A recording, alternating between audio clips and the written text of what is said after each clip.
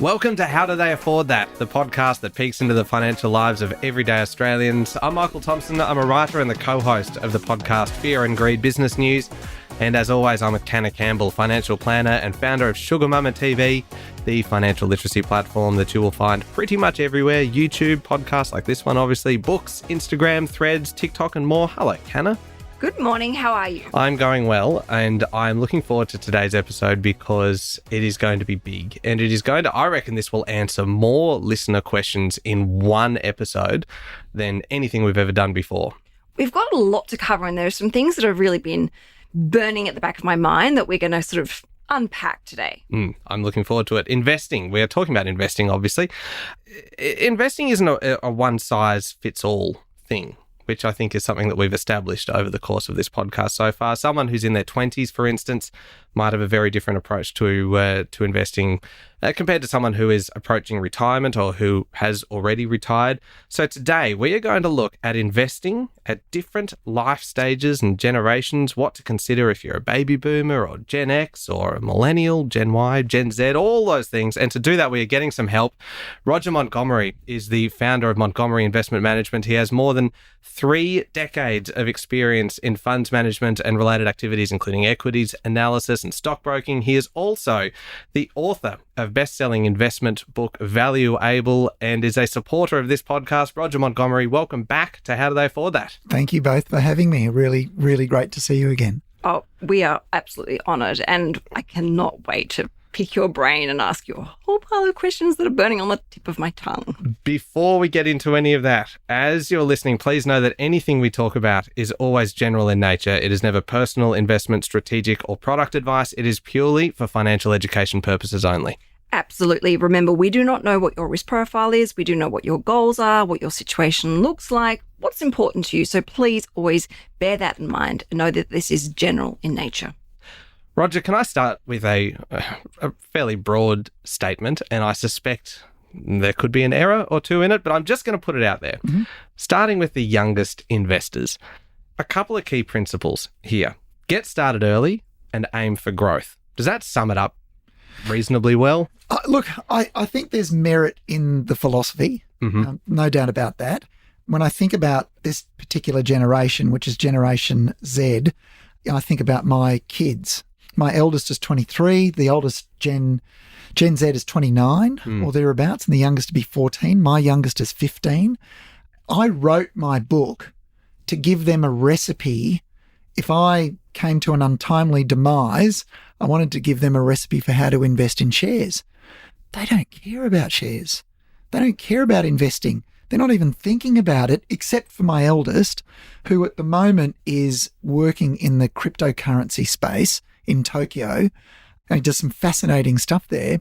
So he's interested in profiting and making money and growing his wealth, but not the traditional way. You know, he's not thinking about shares. He's certainly not thinking about bonds, wouldn't even know what a bond is. And he's not thinking about private credit or other asset classes.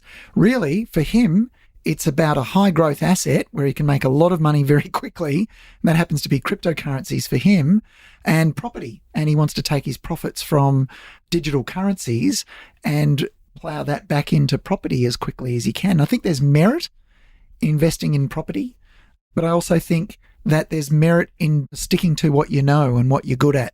He really does know that space very, very well. So why would he venture outside into something that he doesn't know anything about unless he's guided into that by somebody else? You've talked to us before. We've and definitely go back and have a listen to the previous episode that we've done with Roger, because it is a fantastic guide as to what to look for in quality companies to invest in.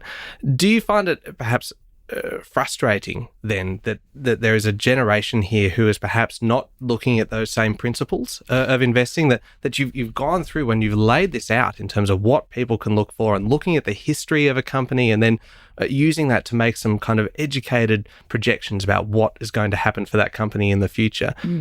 That shares seem like a fairly obvious, logical place for a young person to be investing in. Is that at all frustrating that suddenly that there isn't this attention that you go, hey, if you got onto this right now, you could be setting yourself up for life? Yeah, because I don't know the people who aren't taking it up, Yeah. I'm not frustrated by it. Yeah.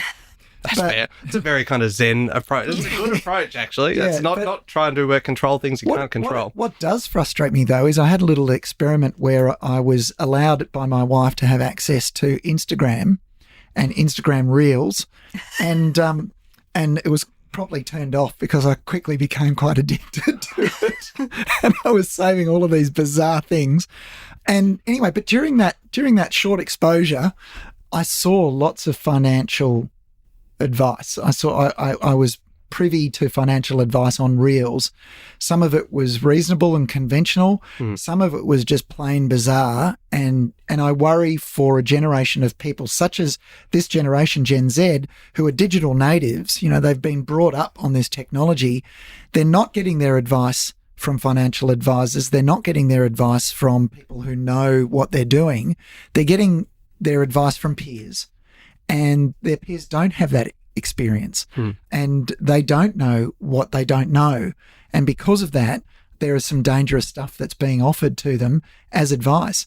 And I worry, and I'm frustrated by that, because there's been a lot of work done by the generations that have gone before them, and it's frustrating that that generation is going to make the same mistakes that the generation before them made by not listening to the advice of the generation before them. So it's like stick with what you know, for one thing, is kind of the first part of it, but also make the most of all of the work that has already been done in terms of explaining these principles. And that episode that you spoke to us about is a great example of that. It is a how-to guide as to what to look for, a starting point for your research. There are millions and millions of people, Gen X and baby boomers, who have lost billions of dollars trading shares and futures and derivatives using charts. And when I turned on Instagram Reels, there were these young kids promoting charts. And I thought, oh my gosh, I used to work for BT Australia. We had an algorithm. We worked on an algorithm. Then I worked with another guy, a business partner of mine. And at one point, we were the biggest traders of the Nikkei Futures Index on the Tokyo Futures Exchange. And we learnt what works and what doesn't work. And I can assure you that when you take all of these charting techniques and digitize them and test them, which is what we did, we back tested all of this stuff over many, many years and across markets to see if they were robust or not. They don't hold water. They don't work. It's the most bizarre thing. If you don't mind, can you indulge me? A very quick little story. Yeah, please. There's a thing in charting called support and resistance, right? And support is supposedly the level at which the share price won't go below, and resistance is the level above which it won't go. But if the price breaks through resistance, then according to this reel that I watched, the price will keep going up. Well, let's suppose the price in the middle is $2, support is at $1.50, and resistance is at $3, for example. So the theory goes that you don't buy the shares at $2 today, you wait for it to go above $3, then you buy it. Think about doing that in real estate. Imagine going to an auction and you're there with your dad or your mum and you say, Mum, I really want to buy this apartment. It's going to go for $250,000. Oh, no. We'll come back next year and see if it's gone through 300,000, then we'll buy it, because then it might go up further. That's absurd. And if it doesn't work for one asset class, it's not going to work for another asset class. It's nonsense. And I see a generation of young people making the same mistakes that all the generations before them have made. It's just a waste of time, and it's so sad that they're going to lose a lot of money. The one thing that I completely agree with absolutely everything you're saying, and I have to say, people, viewers watch these people on these reels selling these programs and software trading systems and charts and graphs, and they don't realize the person in front of them is actually not actually a successful investor. They're a successful salesperson. Yeah, indeed. And that's where I think the smoke and mirrors is just causing a lot of problems. And people, investing takes, as you know, you've got 3 decades of experience when it comes to investing. It's experience, it's education. There's a huge amount of analysis, not having the right connections.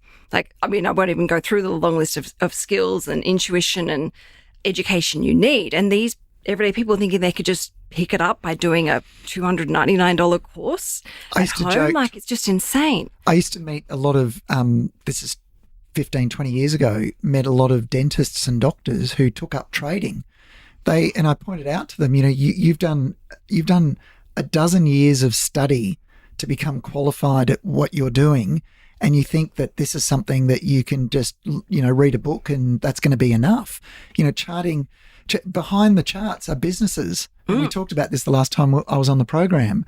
Behind those charts, turn the charts off. You don't need those. You just need to look at the operating performance of the business, and you'll be able to pick the right things from that. The charts is kind of an attempt at a shortcut, and it's a really clumsy attempt. The second thing that really worries me and infuriates me to a certain degree is the lack of understanding of risk. You have this young generation who are motivated and driven. They want to get ahead financially, which I think is admirable. But they don't understand risk, and they are self-educated, and they are making these massive decisions with their hard-earned money, not understanding the risk that they're taking. Okay. And this is where I find most self-educated, and I doesn't necessarily mean when I say self-educated that they actually really do know what they're doing. No one knows what a risk profile is. And if anyone goes and sees a financial planner, one of the first documents they're going to sit you down and go through with you is a risk profile. Yeah.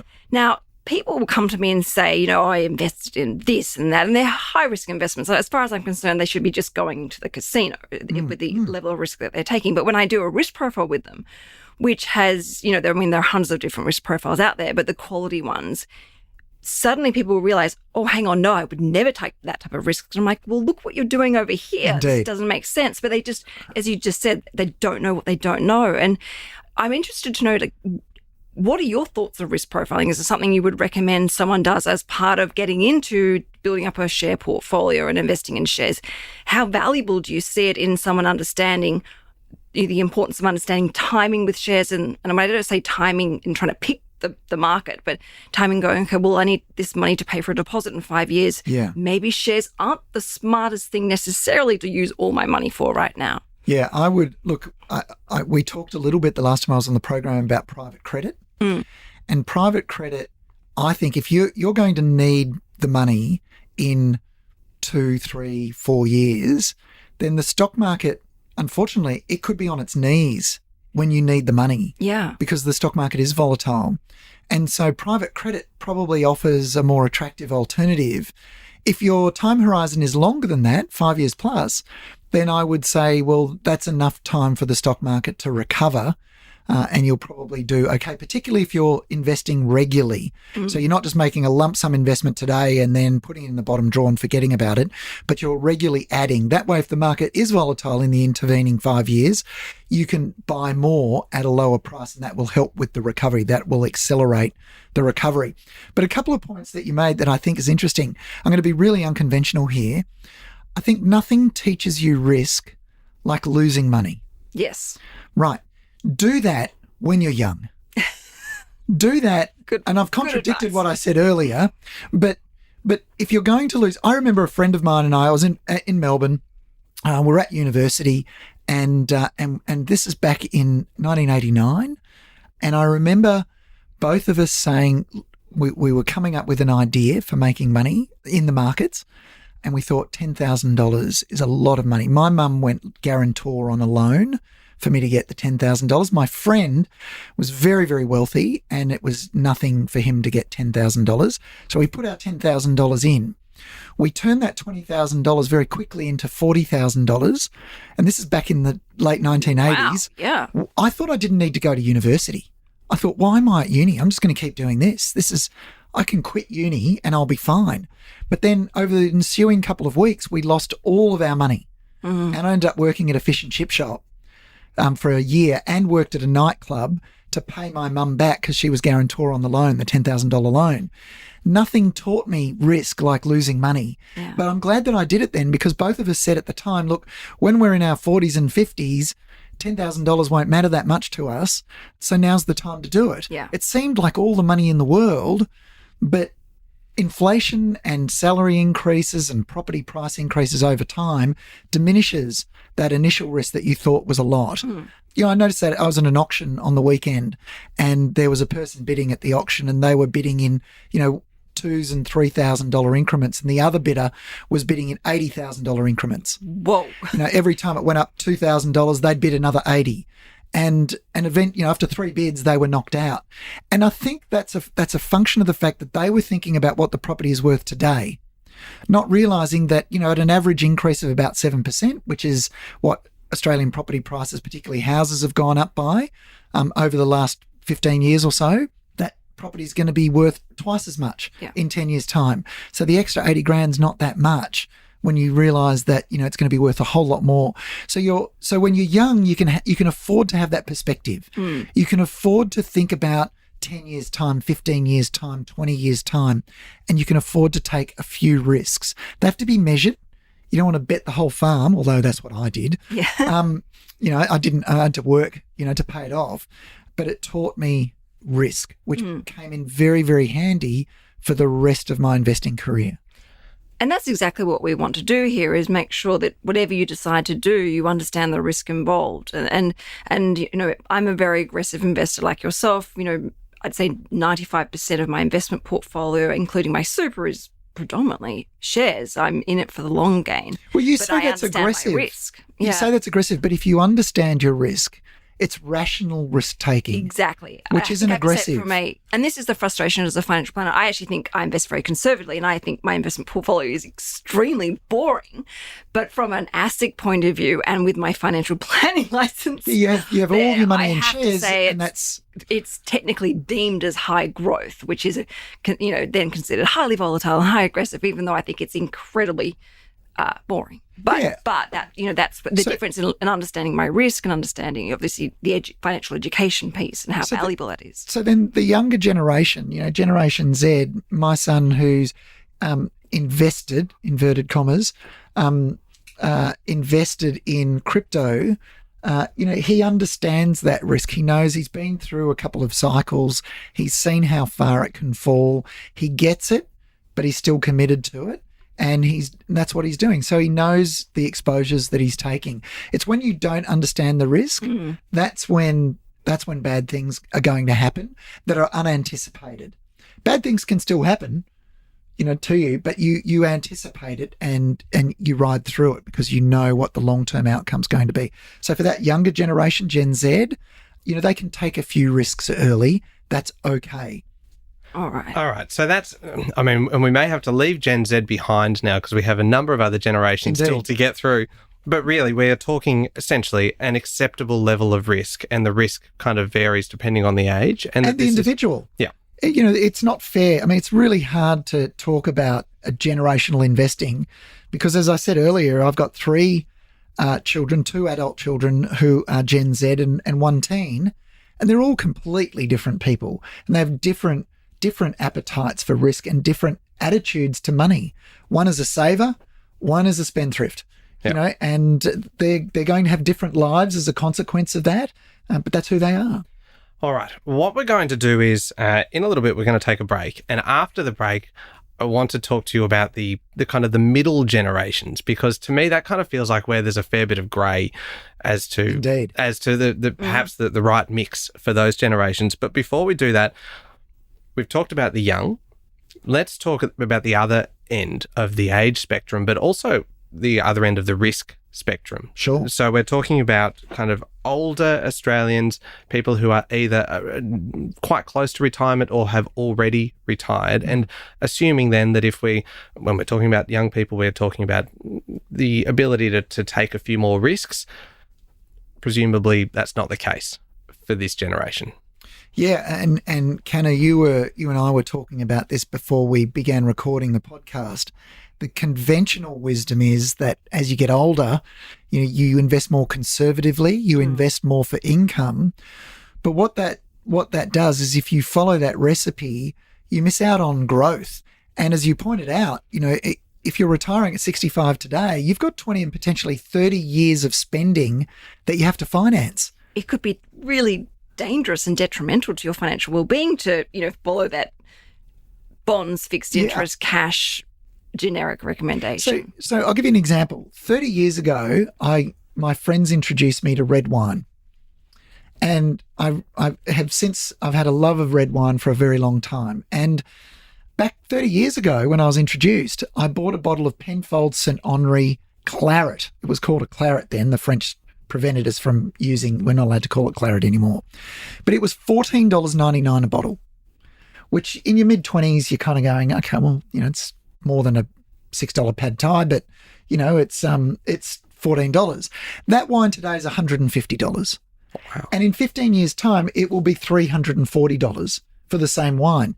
Now, the point I'm making is if you're retiring today and you're enjoying St. Henri at $150 a bottle, you've got to grow your money at the same rate that wine is increasing so that you can still afford to drink it in 20 years' time or 30 years' time or 15 years' time. So it's really important that you have growth in your portfolio. You have to have some growth.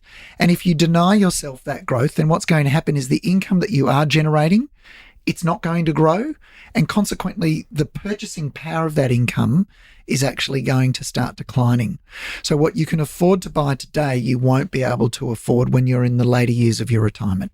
And that's when we see people start to eat into their capital. The superannuation portfolio starts to reduce because they're having to, sell off investments to help plug the holes in the budget and the living expenses. And once you start, that speed at which the funds or investment portfolio significantly reduce. Yeah, there's a balancing that goes on. If you're in your 90s now and you've got $20 million sitting aside and you're eating bread and water because you're just living off the income, that's crazy. You can probably go on a holiday and you can spend some of that money that you've got there. You could spend some of your capital and you're going to be okay, depending on how committed you are to leaving something behind for others.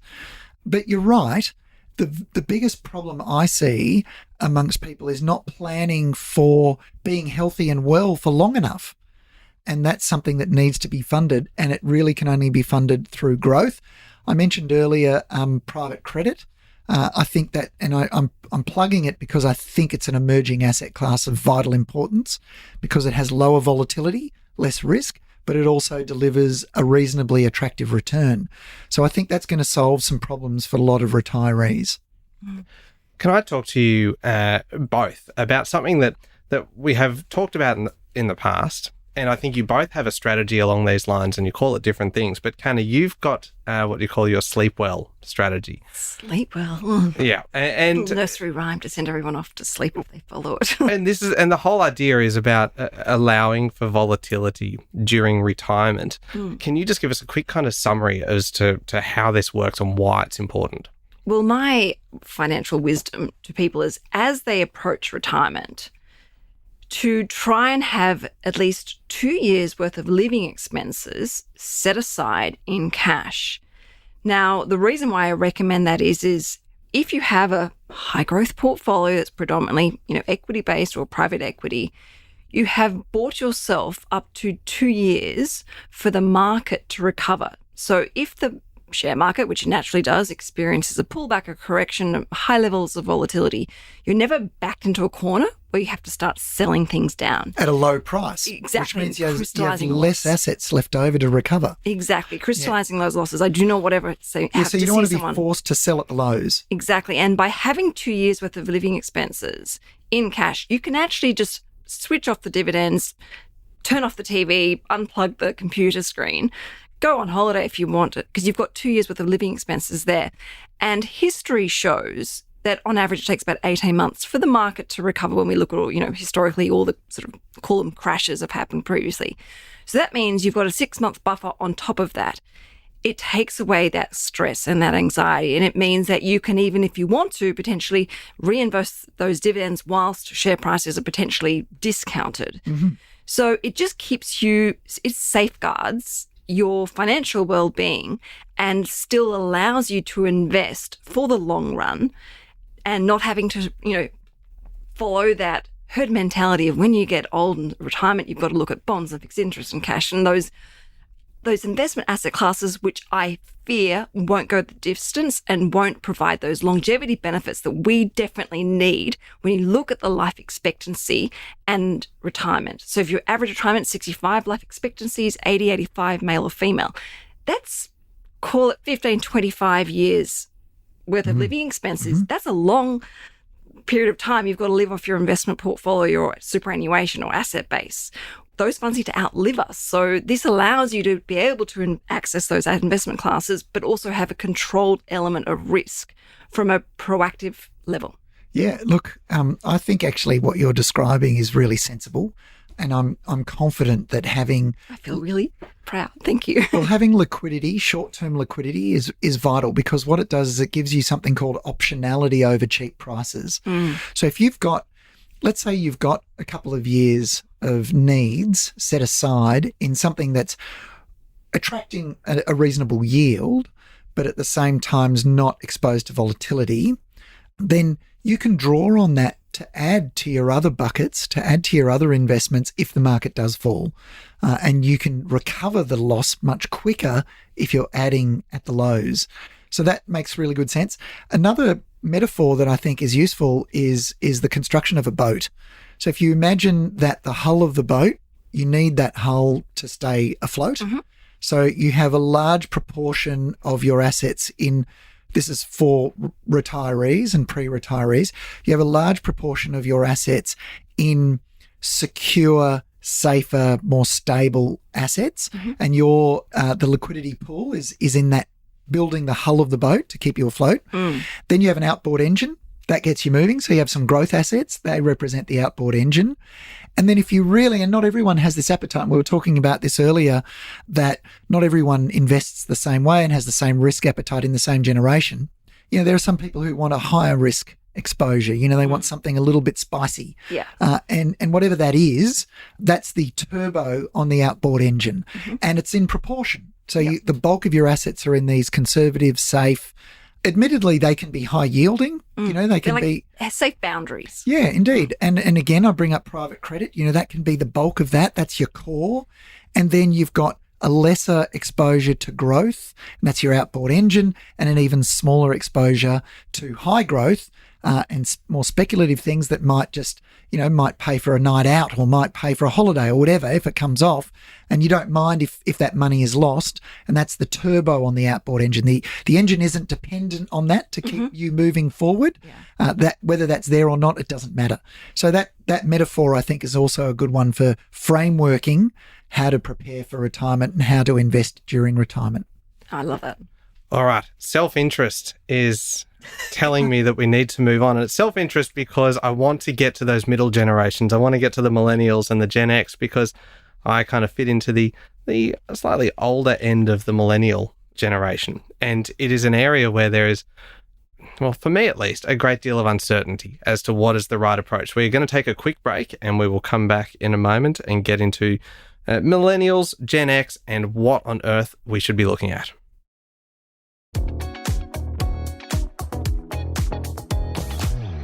Canna, we are talking today about investing across generations, and we are joined in the studio by Roger Montgomery, who has done a fantastic job so far of taking us through the youngest generation and the older generations and what we should be looking at.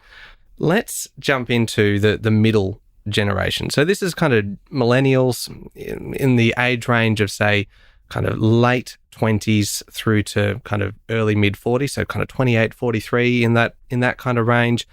Gen X, which is mid 40s up until kind of late 50s. Yeah. Also, that's 59. Yeah. And so there's a very large kind of range in there. There's a couple of decades here. But we are not talking about people in their first years of work anymore. No. And we are not necessarily talking people that are on the very cusp of retirement. We are talking about a big mass right in the middle. I'm in that mass. What is the right approach? And this might be a question that's too broad. What is the right approach to make sure that your portfolio is set up the right way to actually achieve what you need to achieve for those age demographics? Well, I'd like to invite myself back on the program to talk about something called the bucket strategy, which is a strategy that I wrote about a little while back. So we'll come back and talk about that one. That answers that question about how to approach investing and how to allocate to different asset classes.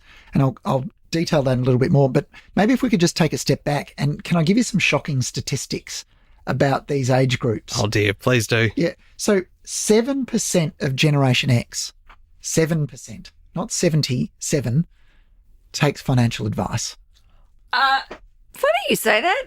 Michael, do you ever follow my financial advice that you have free, unlimited access to? On occasion, I have been known to consider it. I think the only advice you took was to invest in an air fryer.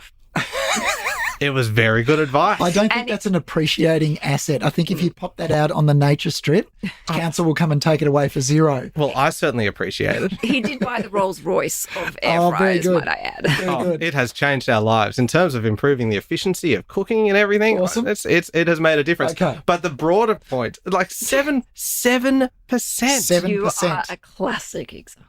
7% formally take financial advice. I'm sure there's many more that, will take advice over a beer and a glass of wine at a barbecue. Yeah. But in terms of those formally taking financial advice, 7%. The biggest block, how do you find a good one? You listen to this program, obviously. There's a very good one right here. People have asked me this question before. How do I find a financial advisor that's reputable? How do you know if you're not in the industry? I've been in this industry my entire life since the day I left university. So for me, it's easy. It's my narrative. But how does somebody who's not in the industry pick and choose? And the simplest way is, there are governing bodies for financial advisors that hand out awards. Every year there are awarded financial advisors, and my hope is that people will look to awarded financial advisors to find the really good ones. Mm-hmm. That's a simple way. I don't know. I'm not going to name anyone. I'm not going to do that. But, you can Google and you can find awarded financial advisors or advisors like you that are willing to put their neck on the block, their head on the block, and publish what they're doing and what they think. Because, like me, I get called up about my previous calls. Hey, Roger, you said property was going to do X and it's done Y, or you said this stock was going to say this and it did X. We're taking risk all the time. And over 30 years, for you to be able to do that consistently, you have to have built up some kind of track record. So you want to find those advisors that have that track record. I have to say, I hate those awards. I've Do been you? nominated quite a few times. There you go. I've actually said, please take me off. Right. I don't like it. I just don't. I feel really uncomfortable. But they're peer reviewed. Some of the better ones are peer reviewed. So if your peers are saying, Canna, you're really good at what you do. But if your peers are saying you're really good at what you do, then other people should know about that and they should hear about that. You're doing them a disservice by not making your name known. Yeah. It's also a good starting point, it feels as though, at least because there are a lot of names out there, and at least this is a point at which to start your research, because you're not necessarily going to look at that list and go, yep, I'm going with that person. Canna, you've talked about the point that when you are investigating potential financial planners, that you should actually interview them, that you should be You have to do that. That this is the starting point, that this gives you some names to work with. I asked for a recommendation. I talked to my accountant because I really trust my accountant. It gives us great kind of tax advice. And I said, do you know anyone that you have worked with over a long period of time that you would recommend? So, Michael, I like to think about frameworks. So, when we're talking about the younger generation, the framework is, it's okay to take a few risks. Yep. They feel like big risks, but that's okay at your age. Yep. As long as it doesn't destroy you emotionally. When we talked about older generations, the framework was, you talked about one framework, which was making sure you've got 2 years aside. Mine was the boat construction idea. The framework for finding a financial planner, start with an awarded list and then go and interview some of them. And I have to say, from my point of view, when I talk to other financial planners, I love hearing what other financial planners do in their personal lives. Indeed. Because I am never going to take financial advice from a financial planner that doesn't march to the beat of their own drum and follow their own wisdom. Well, they do say a plumber's pipes are always leaking. Well, I don't know about that, because I feel like I've got my financial ducks lined up and I've always been passionate about that. But, ask a financial planner, like, how do you invest? What do you do? Indeed. Because they need to be the one that inspires you, motivates you, empowers you for a long period of time.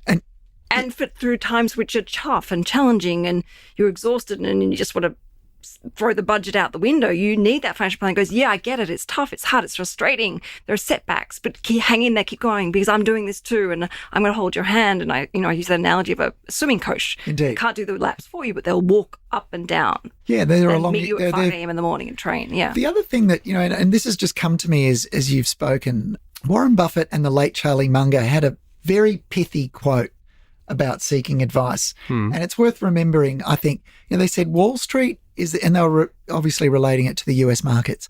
They said Wall Street is the only place in the world where people who drive Rolls Royces take their advice from people who catch the subway. Yeah. You talked about people eating their own cooking. And it's really important that they've become successful from investing the way they're advising you to invest. Yeah. That's a sensible framework as well. I think that's really smart. But you need someone to tell you it's going to be worth it, because Indeed. it is. Yeah. Back to me. Sorry. And sorry to the listeners. Back to the older millennials. And I'm speaking on behalf of them. Where on earth do we start? Yeah, okay. So here's some more interesting stats very quickly. Oh, yeah. 18% of Gen X have at least one residential investment property. Only 18%. Okay? Really? Yep, 18%. 48% of Gen X are worried about running out of money during retirement. 30% are worried they'll never have enough savings to retire. And 3/4, 75%, think that the high level of government debt means that the government won't be able to fund our retirement. Now, I think Gen X, and I'm a Gen X, you're a late Gen Y. I think we've swallowed a message hook, line and sinker. We have been told that we have to fund our own retirement. This is a relatively new concept, right? And it all started in 1992, right, with the advent of superannuation, which was only 3 or 4% at the time. But we have now swallowed hook, line and sinker that we're responsible for our own retirement, and the government is going, yay, we're no longer responsible. We've convinced everyone they're responsible. And the problem that we're going to face, I think, and this is a big concern for me, is that for my generation and the generations that come behind me, I'm 53 years old, so I'm in the middle, just the upper end of the middle of Gen X. I actually think that government debt and really mismanaging the fiscal budget, the level of debt is going to get to a point where it is so large because the population of working Australians is so much lower than the population of retired Australians. The responsibility of the government is going to be too onerous, and consequently they'll dip into retirement savings. They will use superannuation as a source of long-term funding, and they will prescribe that part of my super has to be invested in this project that the government's going to do. And that's not legislation that exists today.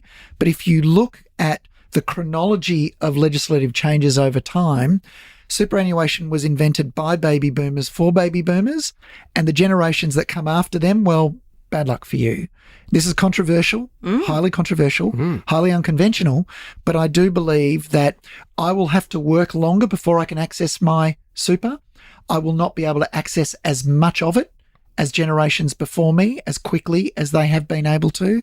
And there'll be all sorts of rule changes and legislative changes that make sure that that pool of money is accessible by government and less accessible by me. And what used to fund kind of major infrastructure things that I are don't going to know. be kind of nation building. Let's say, and you know what? You can't prove that I'm wrong right now, and I can't prove that I'm right. It will take 15 or 20 years, and we'll come back and review it then. I actually agree with a lot of what you just said, and I have thought, I've had the same suspicion and concern to a certain, about 80% of what you've just said. So the consequence of that is that I don't think it's such a bad thing to have some money accumulating outside of super. I know the advice for Generation X and Generation Y is to maximise your contribution to super, and that's fair. There's merit with the way legislation is constructed today. You should be maximising your contribution to super. But what that advice doesn't take into account is what the legislation is going to look like in 15 or 20 years' time and how it might change. And knowing that it might change, and I believe that it could change, I think there's also merit, and this is all I'm saying, there's merit in building some assets outside of super as well. It's an insurance policy. Indeed. Because otherwise it does feel very unfair, doesn't it? That you would be making long-term decisions for your financial future based on what is the situation now. But I suppose if you're the youngest Gen Y today, you're not retiring for 35 years based on current legislation. Do you think the legislation in 35 years is going to be the same as it is today? I suspect not. Yeah, a lot can I change. suspect successive governments will have made some changes. So we're talking then about taking a fairly cautious view in a way. Diversified approach. Yeah. So I want you to, if you're Gen X and Gen Y, you should be definitely putting a large, I talk about paying yourself. I tell my kids, make sure you pay yourself first. So when you buy something, you're paying Apple. When you're paying Netflix, you're paying the pub owner for the beer. You're paying them. Don't pay them first. Pay yourself first. And, every age group should be doing this. You put some money aside that secures your future first and then spend the rest. But put money aside and build your assets. And all I'm saying, Michael, is I think there's merit in maximising super, but also maximising what's outside of super. Okay. And so to deal with one of those stats, the very, very low number of people that are actually getting financial advice, it's the easiest way to kind of clear up what still feels to me like a bit of a grey area for these middle generations where there is this question mark over how aggressive should I be investing? How much risk should I be taking on at the moment when I'm kind of in the middle where I'm not as young as I was? It's likely you've got a mortgage. A third of households in Australia have a mortgage. A third don't. A third own their property, and a third don't own a property and don't have a mortgage. The majority of that third that have a mortgage are in the two generations you're talking about. Sorry, I interrupted you. No, you're absolutely right. And there was some data that backed that up in the last couple of weeks that just showed just how big the mortgages are, particularly in that in the older millennial age range. That this is the generation that is most weighed down by kind of mortgage debt as a percentage of income, etc. And part of the reason is because we had children later than our parents. If you've got a baby boomer parent, they had you in their 20s. They were in their early 20s to mid 20s. I was born to a 22-year-old mum, and that's just not considered generally now. People are having kids in their 30s now, and because they've had kids later, they're setting up their families later. They're starting their mortgages later, so they're going to be carrying those mortgages potentially into their retirement, and that's a very different prospect to the generations that came before them. So managing your assets and managing your wealth has to be finely tuned, much more finely tuned than generations that came before us. Can I just say this about mortgages? One thing about mortgages. If your interest rate is, say, 7% and you're on the highest tax bracket, then your pre-tax dollars that you have to, your pre-tax return, the pre-tax equivalent return that you need is circa 12 to 13%. So unless you know of an investment that's going to get you a better than 13% return, you should pay the mortgage off. Oh, wow. Right? Because your pre-tax return is so high. That is a guaranteed return, by the way. No other returns are guaranteed. Paying off your mortgage guarantees you, if you're on the highest tax break, a 12 to 13% return on your money by paying off that mortgage if it's a 7% interest rate. So you should be paying off the mortgage. Get that done. That's a guaranteed return. Non-deductible debt, that's what I say. And then you can, if you wanted to, factor in a debt recycling strategy. Okay, well, you can talk about that. I haven't even heard of that. Oh, well, look, we need to chat. But so in essence, what you're saying is, because of the longevity issue, because of the potential risk of legislative changes to superannuation, because of medical technology and the way we're running our lives later and that having children, taking out a mortgage later in life, we really need to invest, as you say, with a focus on the long run, regardless of what generation we technically belong to. And obviously we need to take into consideration our individual needs, what our value system is and where we sit with risk and how comfortable we feel. But at the end of the big picture is we need to be investing for the long run when it comes to picking our underlying assets. This episode that we're recording today, we're not going to get into the steps for building a property portfolio or the steps to building a share portfolio, building up your equity as the property prices rise and reducing your debt. But we haven't got time for doing all of that. But what I will say is, the one bit of advice that I saw on Instagram Reels that did make sense was early in a mortgage, if you can make big lump sum payments, if you come into extra money and you can knock off more than the minimum, that is going to shorten that is going to shorten that mortgage. That's going to bring down your debt much faster. And as property prices increase, that allows you, and I presume that's what you meant by debt recycling, that allows you to re-borrow and then buy other growth assets. Absolutely. Okay, so really we're talking some of the key principles here for these generations are diversification. It is about being mindful of your superannuation and acknowledging that that is still an enormous kind of asset, and the importance of making the most of that and getting some advice if you need to in terms of kind of how to make the most of that, but also consider building your wealth outside of superannuation as well. And if we can take one step before that or take into consideration a step before that, and that is sit down and work out what you know. What are you good at? Stick to what you're good at. And if you need to invest in asset classes that you don't know much about or you aren't good at, then you are one of the 93% of Gen X that isn't getting advice, and you should go and get some advice. Yeah. So, for example, you might sit down and you say, you know what? I really like the idea of building a property portfolio. You know, I'm going to be indifferent to the asset class today, or I really, really like the idea of building a share portfolio. Okay, well, start your journey there, get to know more about that, or find an advisor who's going to be able to help you with that specific asset class that you're passionate about. But don't go into it, boots and all, into an asset class that you don't know anything about. Can we bring it full circle, because we have run out of time here, and just go, are there a couple of key lessons that younger investors can learn from the older generations? What are some of the mistakes that you have seen made by investors in the past? And you touched on this earlier, but Sure. I think it's just such a great way to kind of look at it and go that when you made the point about how people have lost billions and billions of dollars, we need to learn from some of these mistakes that have been made. Sure. I think your best opportunity for creating wealth is to start a business. That number one. So if you've got not everyone has the predilection for entrepreneurialism. And if you don't, that's okay. But just be mindful, your greatest opportunity comes from starting a business. If you don't want to start a business, then you need to learn about investing and you need to start early. In both cases, the best advice I can give is start soon. Think of a snowball and think of a really long ski hill, and just think about how that snowball hypothetically builds up as it rolls down. There was a book written about Warren Buffett, one of the most famous books about Warren Buffett, and it's called Snowball.